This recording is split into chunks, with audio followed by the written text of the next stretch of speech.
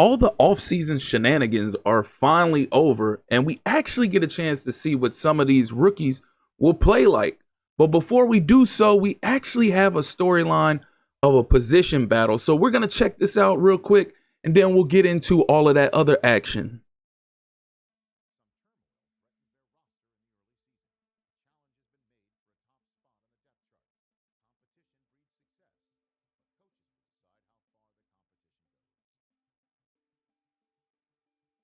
All right, so surprise you're not in pads. We got practice in a few.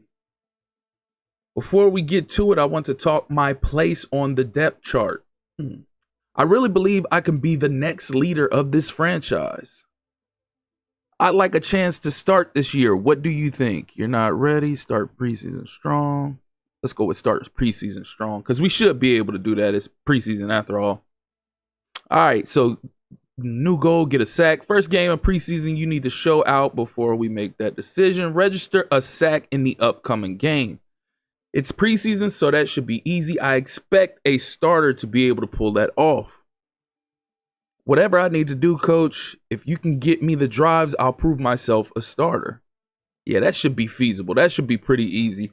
Before we do jump into training camp action, let's go ahead and try to get rid of some of these big salaries on our roster because we only have 2.73 million to work with, and we're going to need at least a little bit of leeway in case we need to sign anybody out the gate. And one of the bigger contracts of an older player would be Eric Armstead. And as you can see, that made a significant jump in the amount of cap space we'll have with 16.7 million. So we'll look to shop him first, and then we'll try to shop around Trevor Lawrence next to see if we can finally dump his contract as well. So the Chargers have a good amount of cap room, 45.2 million. So now it's just finding a player worthy of trading for. So let's see, not Lad McConkey. Oh, wait, they got Malik Cunningham on their roster? Hold on now. I might can get him. He's only got 3 years pro. I might can get him and move him to quarterback. Look at this, 88 speed, 90 acceleration. We may possibly be able to trade for him and move him to quarterback. And he can possibly end up being another potential future starter for us behind Anthony Richardson, or at least a legit backup. So I would imagine this should be able to go straight through, right? Right, there we go. All right, so we were able to dump one contract for a player that we can utilize, and we're going to experience what it's like to play with him at the quarterback position this preseason. But right out the gate immediately, we clear up a lot of cap space, going from the 2.73 mil to 15.7. Now let's see if we could dump Trevor Lawrence's contract real quick. So it says we get 16, it would improve us to 16.2 million, which isn't that much of an increase, but we can't continue to have him as the highest paid backup in the league right now by a lot. So Trey Tucker, who is a guy that I had last year in my Raiders rebuild, I can end up trading for him. Not saying I will, but I can end up trading for him eventually and use him as trade bait to flip in another trade with a user down the line. But we'll revisit that later. We're just trying to sift through their roster real quick and see eligible players that could potentially fit our roster, should I say. So right now, I'm not really seeing a lot. Let's see, Connor McGovern. We don't really need too much offensive line because we actually have a good young core that we've been developing on the offensive line for some time now. Let's see, edge, nothing too appeasing there. DJ Reader, nah. Von Miller, hell no. You way too old, my guy. Could help the team, but no. So Spector, Campbell, no. Jonas Griffith, Muasau.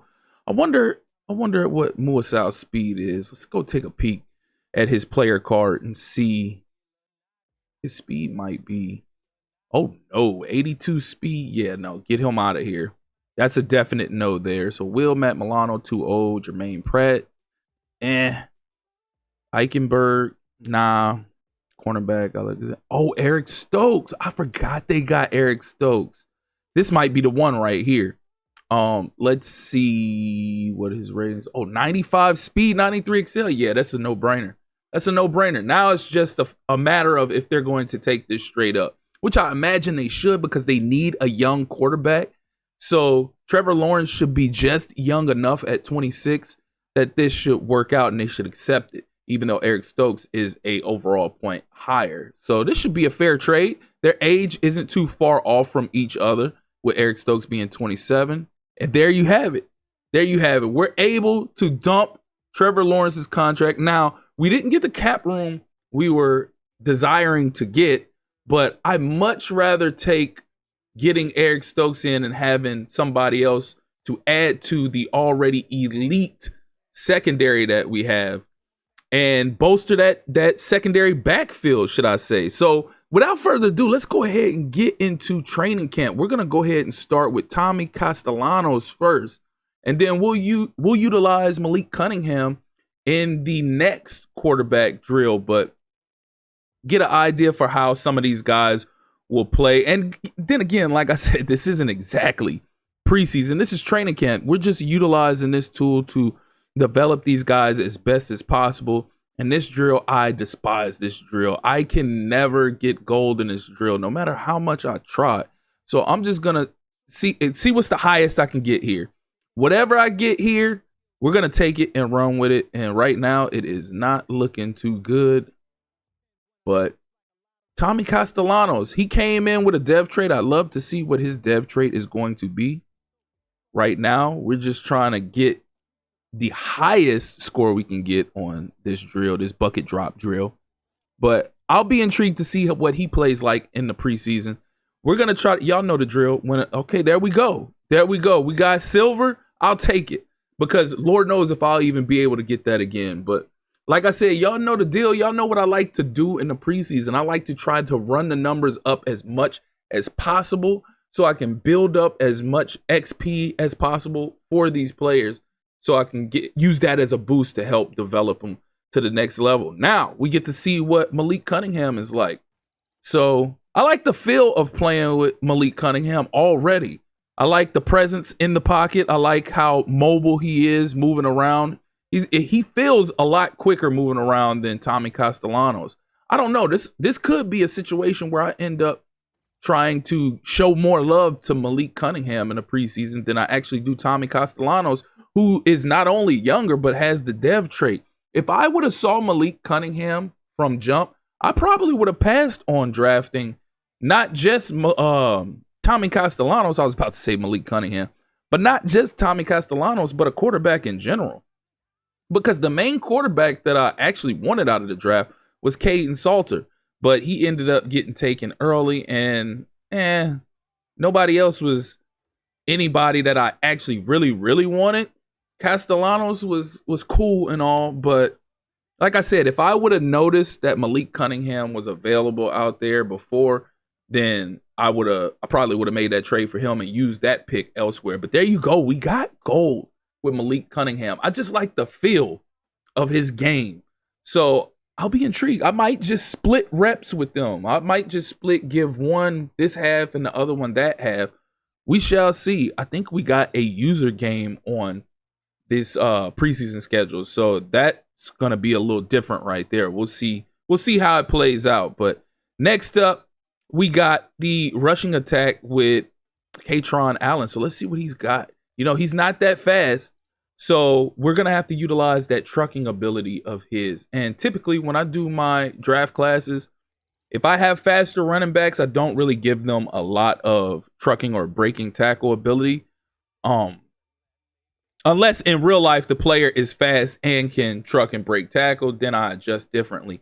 But if the player seems to be on the slower end, I typically will make that player slow, like Katron Allen, who has 87 speed, but I will make their trucking and breaking tackle ability pretty high. And I'll be intrigued to see the combination of Bashal Tootin and Katron Allen, because Bashal Tootin has all the speed and no tackle breaking or no tackle breaking or trucking ability. So to have that thunder and lightning between Bashal Tootin and Katron Allen it's going to be fun. It's going to be interesting. So we'll have one guy that we can come in off the bench on those hard nose downs or those goal line formations or iPhone. Why did I say iPhone or I-form formations and impose his will, wear down the defense, and then Bashal Tootin come in and that one cut, boom, he's gone. So we got gold already with Katron Allen in this one. So next up, I think, is the do we have a second running back drill? I don't know. I have to see. But we got 70K plus with Katron Allen. So we got gold with him there. We should have gotten a lot of XP for that, huh? 2,500 XP. We'll take it. We'll take it. That's crazy, though, that Castellanos had got the 3,000 XP from Silver in that bucket drop drill. But yeah, so that was the only running back one. So now let's see the decision on Squirrel White or Jeremy Bernard for a receiver. We'll go with Squirrel White.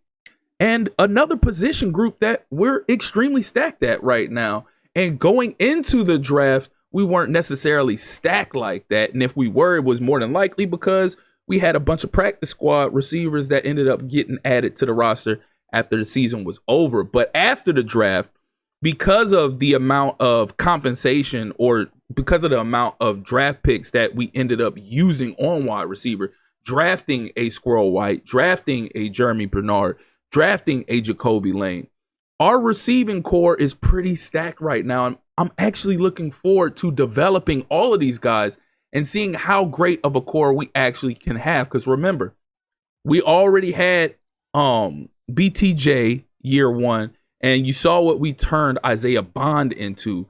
And we still have Anthony Schwartz as well, I believe. So if we can bring these guys in, bolster them up, and you can't forget, I'm only mentioning these three guys. We drafted Evan Stewart as well early on in the draft. So we brought in 4 new wide receivers to a core that was already consisted of BTJ, Isaiah Bond, and Anthony Schwartz. So now we added 4 more receivers to that. So that's 7. So our receiving core is pretty stacked. So we'll have to try to see what we're going to do with that as far as cuts are concerned going forward. But Caden Proctor, big Caden Proctor, our big prize acquisition of the offseason. So we got to go ahead and focus this offensive line drill, this pocket protector drill on Mr. Caden Proctor. And as you can see, he's shifty as hell. He can get around quick. It's going to be so fun to run the ball with Caden Proctor on that offensive line. It's going to be so fun sitting back in that pocket, having all the time in the world due to Caden Proctor.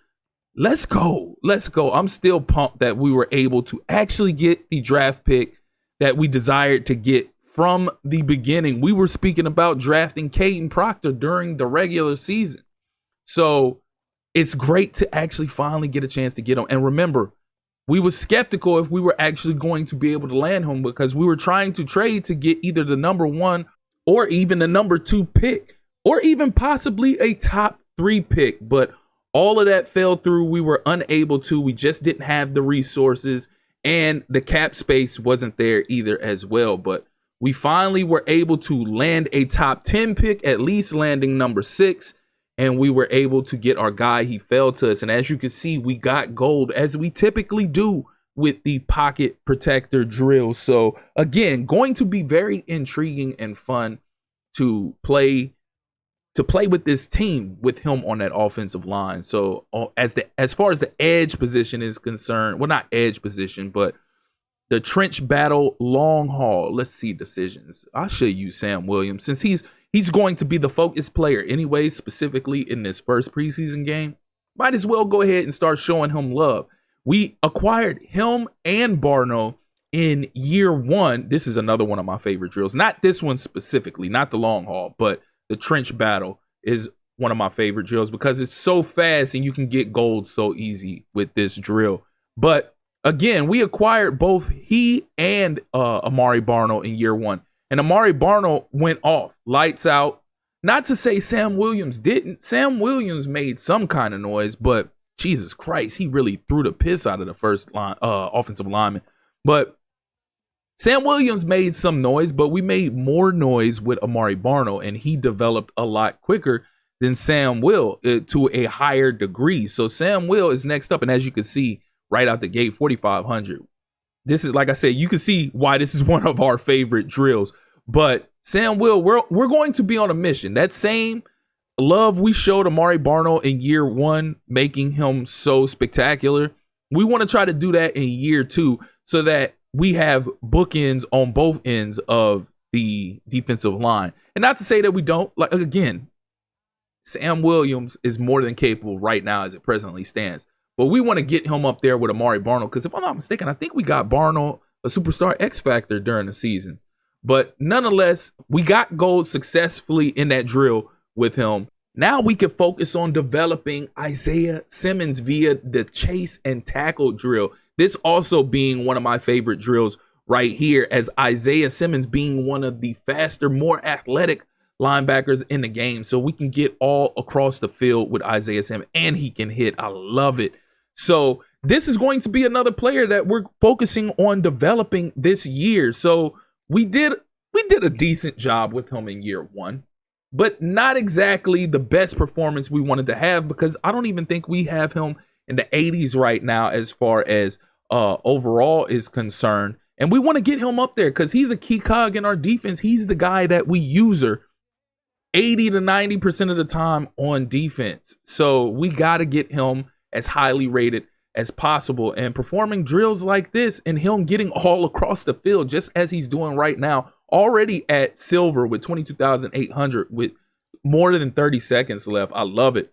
But as you can see, he's so fast. He's such a blur. And again, he's a sure tackler when he wants to be. And just like that, we got gold with 30 seconds left in this drill. So as I mentioned, the goal is to get him into the 80s and possibly mid 80s throughout this season. And he probably is in the 80s after year one if it wasn't for him getting hurt. I completely forgot about that. He did get hurt towards the end of the season last season. He was having a pretty solid year and then ended up getting hurt.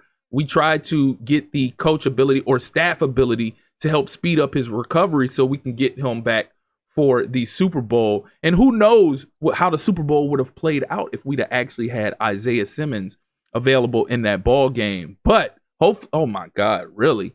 Y'all really just gonna let Base toot and juke us like that? Come on now, y'all can't have Isaiah Simmons out here looking that bad. Oh my God, they have Isaiah Simmons out here down bad. He's not justifying focusing on him at all right now. Come on now, lock in, finish this out strong. Oh my God, whatever, it is what it is. He got 96,000 anyways as it is, so we'll take it.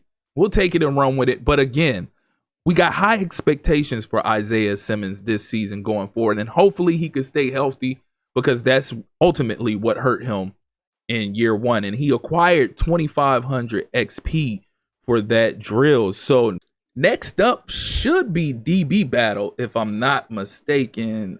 Yeah, there it is, DB battle. So more than likely, we're going to go ahead and go with, let me see. And see, I didn't even draft any defensive backs in the draft, which is crazy when you think about the amount of draft picks and draft compensation that we had during this past draft. You would have thought that I actually spent some on at least a cornerback or a safety or two, but well, not necessarily safety, because oh my God, yeah, let's go ahead and start that over, because Travis Hunter completely mossed Ransall right there. But we didn't necessarily have to draft safety, because we got our bookend safeties between Lewis Seen and Caleb Ransall. But if you've been watching any of my rebuilds since I've been posting them here on, well, I only started last year with the Raiders and then this year with the Jaguars. But in prior years, when I had my Falcons rebuild and I had my Vikings rebuild, Lewis Seen was always a key cog to my secondary, and I always developed him to be a really nice safety. So although he isn't in like the 90s right now, we have the potential to get him into the 90s, because we've done it before. And Caleb Ransall, like I said, he was one of the main reasons I decided to pick the Jaguars, just because of that speed. So if we can continue developing him as well, that's cool. We'll let Travis Hunter get that one. We already got gold. It's not much more he can do to hurt us anyways, even if he was to catch this right here. Yeah, let him have it. It's cool. We still got 14,000. So, but I think we're going to make that a primary focus going into year two's draft, is to try to acquire some, at least cornerback help. But we're kind of stacked at cornerback anyways. We don't necessarily need cornerback like say. So when you factor in the fact that we have Campbell, we have Hunter, we already acquired Forbes Jr. during the regular season last season, and now we got Eric Stokes. We're pretty set there. So we kind of have a justification for not going after anybody in the secondary. Our cornerback room is already set. Our safety room is already set. But we could use some depth at the safety position at least. So only time will tell going in the future. But, you know, we got to develop our kicker in Little. Cam Little is a beast. He can kick from really any distance. But we want to bolster his accuracy. Because you better believe with us having him having the strongest leg in the league, we want to try to build up that accuracy as well, because you know we're going to try some of those long distance kicks to see if it can possibly be made. I don't know if they have it set in the game to where he'll be able to make like a 65, 70-yard kick, but it should be, because the guy has already proven that he can hit from that distance. So if we're going to be attempting that, we want the accuracy to be as best as possible. And no better way to bolster that than to develop him in the kicking drill. And I'm nowhere near any kind of good at the kicking drill, nor am I that decent at the punting drill. So basically the goal is to get whatever's the best we can get on the first shot and get the hell out of Dodge. Whatever we can get right here is cool. So we got 18 seconds up. We got bronze right now. Let's see if we can just at least get silver. That would be clutch. If we can pull off silver, that would be big time clutch. So far, 29.50. I don't know what we need to get to silver. Is it 3,000? I'm not for certain. So let's see. Ugh, that wasn't good at all. That's not going to help our case at all. This seems to be the last one. Do we get silver? Yes, we got silver. 34.50. Let's go. I'll take it. It's not gold, but we'll take it and run with it, because like I said, we're not the best when it comes to any of these special teams drills, and he acquired 2,000 XP for that. So we'll take the silver, and we'll apply that to him later on to his accuracy. As far as Bojorquez, let's go ahead and develop him also his accuracy, should I say, because he's another player who has a strong leg. So punting, if I'm not that decent at kicking, you know I'm damn sure not that great at punting. So again, first try, whatever we can get here, we'll take it and run with it. If we can get silver, that would be lovely. If we get bronze, screw it, we'll take it and go. But this is probably the hardest drill of them all, because you just never know when it comes to this drill.